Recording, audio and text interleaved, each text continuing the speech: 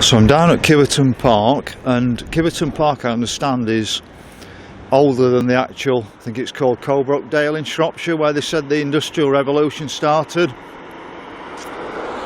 Well, this area is actually older, so we don't actually have any PR on it, so I'm going to put a bit of PR out on it. So if you're looking up there, that's Dog Kennel Hill Lane. There's the marker board for Anston Parish Council, and just up there, I think it was originally the boardroom for the Kiveton Park and Rural District Council, and then I think it became part of Kiveton Park Steels, the boardroom there. Wish we could go back to the actual Rural District, because it ran much better than Rotherham Council. And across here, Kiveton Park Steels. Now it's not called that, it's 40 Crate and Ibstock PLC company. I don't know what goes off here now, but I think this was originally the Wireworks, but it wasn't called the Wireworks when it moved across. The Wireworks was actually across here, where you see the railway line, and just on the other side of the railway line was the Wireworks. Just down here was the depot for the Rural District, where all the workers were. I think this has got some sort of historical history as well. This is Kiveton Park Steels, but no longer.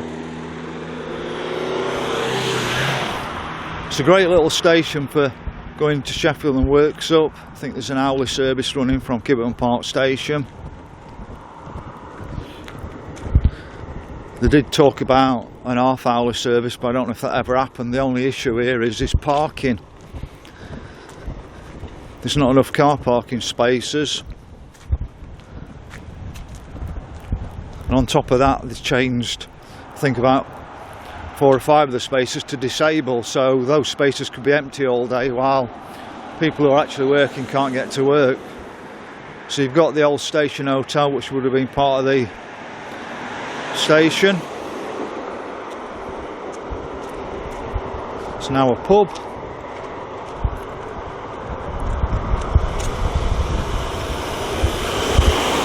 Then up here we had a quarry and various other little bit of industrial things. I don't know what's going off up there nowadays. It's definitely stone coming out, but I don't know if it's just storage or what.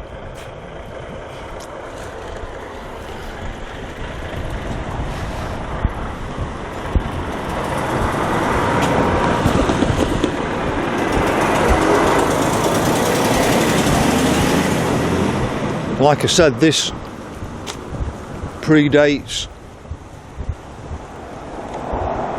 Coalbrook Dale, and there's a whole industry of tourism around that. And here we have the Chesterfield Canal running down here on one side, and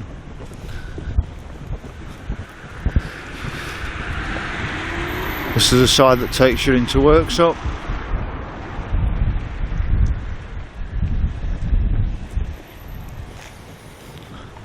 What I'm going to do is just stop my camera here and go and find the best angle to get Unbrako steel. So I've got the best angle I can get on the old Unbrako steelworks. Now there was 2 steelworks at Kiveton. Kiveton Park Steel, which I've already shown you, and Unbrako. Kiveton also had a colliery, and there was also another colliery just down the road at Wales as well. So it was quite a industrial area around here. Now the problem is I can't get a fantastic view of the steelworks. I'm going to get a better one from the roadside in a bit, but there's some sort of fire coming out of there. I don't know what that is all about, but it's been pretty destroyed, the actual site. At one bit there used to be a small electric arc furnace there was a rolling mill there, and the end product was actually Allen keys that came out of there.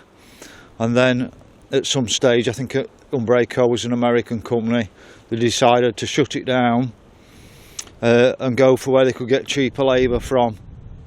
And that was probably the start of the demise of our steel industry.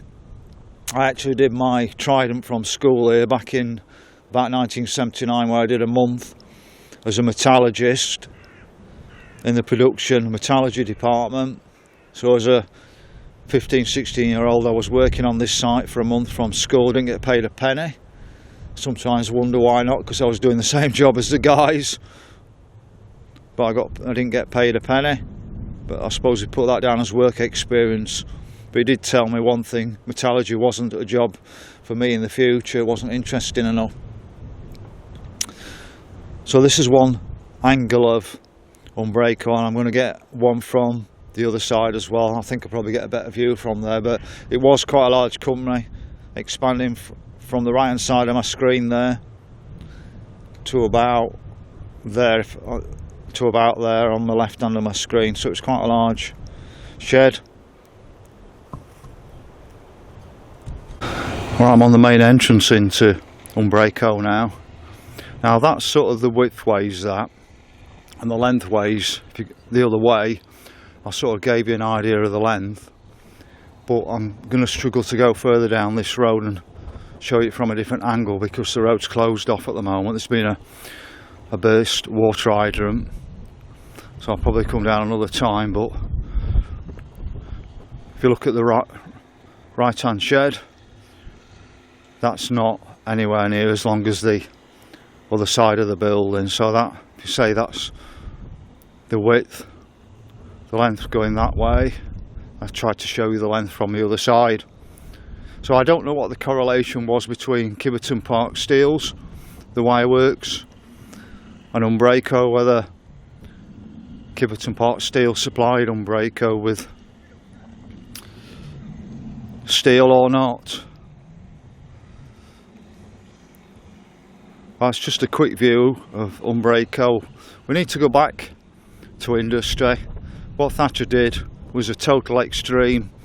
The steel industry and manufacturing needed pruning back then, but what Thatcher did, she completely destroyed it and moved to a service and banking type future. Now all we've got is warehouses and shopping centres. Not great careers for people. Anyway, that's it. That's just a quick view of Unbrako, Kiveton Park Steel, and the area that is actually older than Coalbrook Dale in Shropshire for the Industrial Revolution.